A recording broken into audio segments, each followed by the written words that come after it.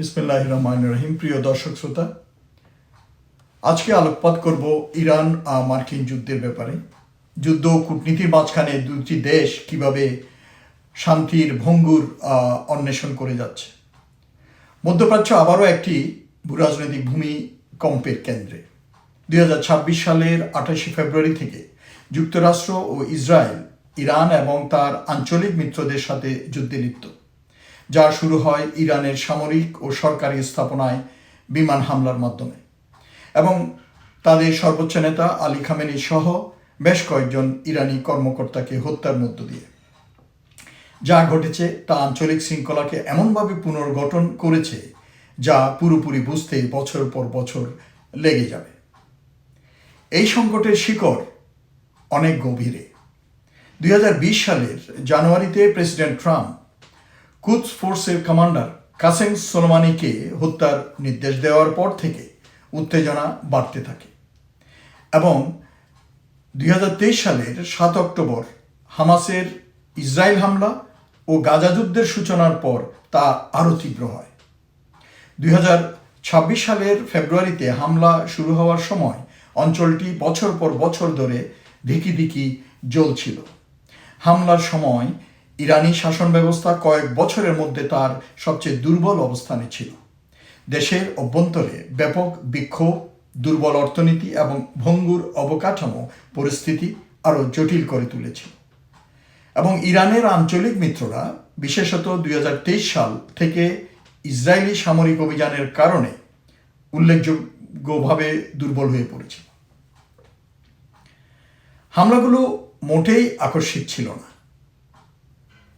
IDF অর্থাৎ Israeli defence force এর মুখপাত্র ব্রিগেডিয়ার জেনারেল এফি ডেফরিন জানান যে মাসের পর মাস যুক্তরাষ্ট্র ও ইসরায়েল যৌথভাবে স্যাটেলাইট চিত্রে কৌশলগত ও অপারেশনাল বিভ্রান্তি তৈরি করে যুদ্ধের প্রস্তুতি নেয়। প্রথম হামলার মধ্যে আধা মিনিটেরও কম সময়ে ইরানি কর্মকর্তাদের 3টি পৃথক সমাবেশে আঘাত হানা হয়।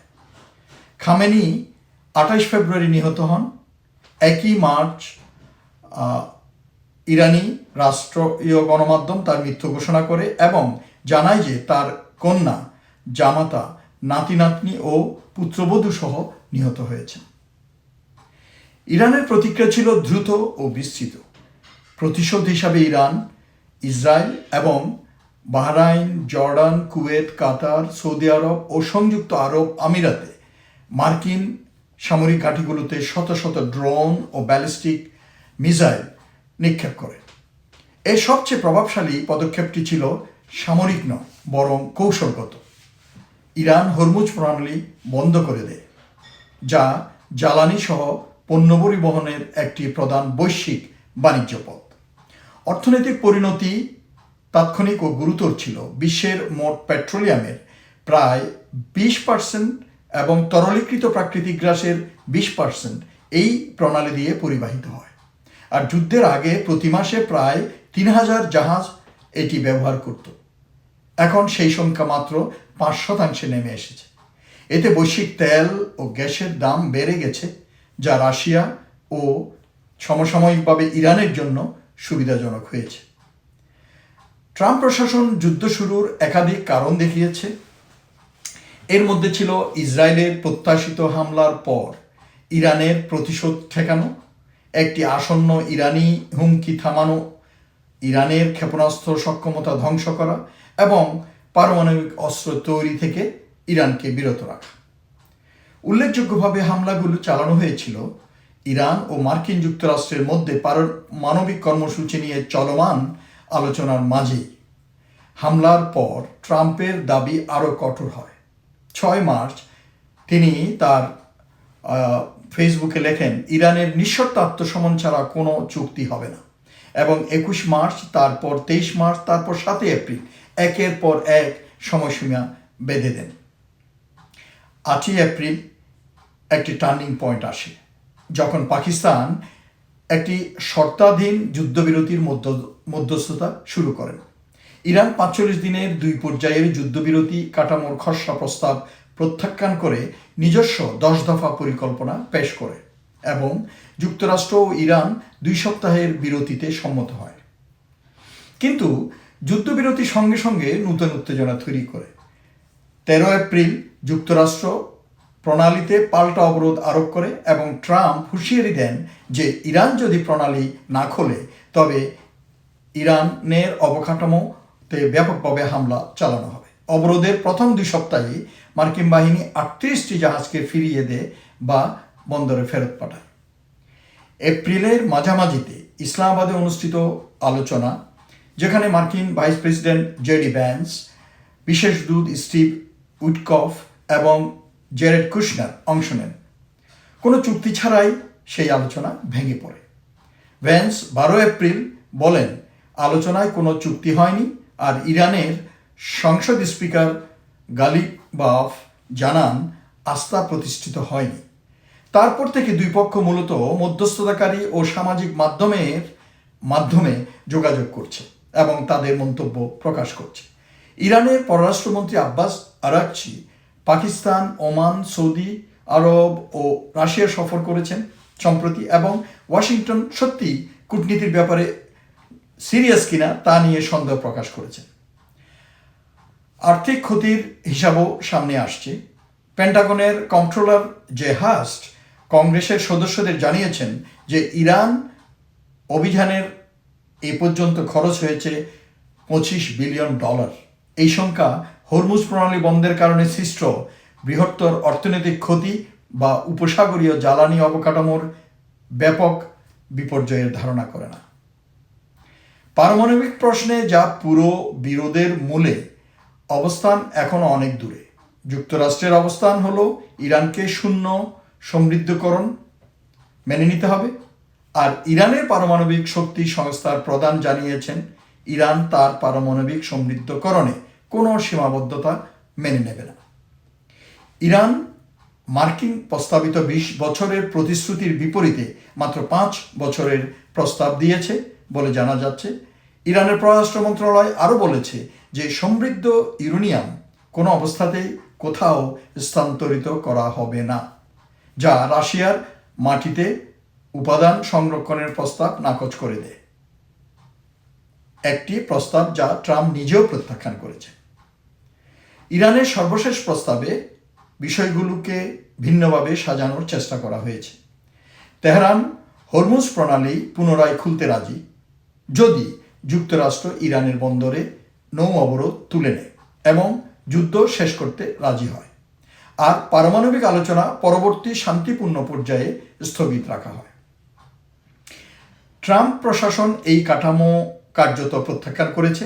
ট্রাম্প এক্সিওসকে বলেছেন তিনি অবরোধকে বোমাবর্ষণের চেয়েও কিছুটা বেশি কার্যকর এবং তার প্রধান চাপের হাতিয়ার মনে করেন।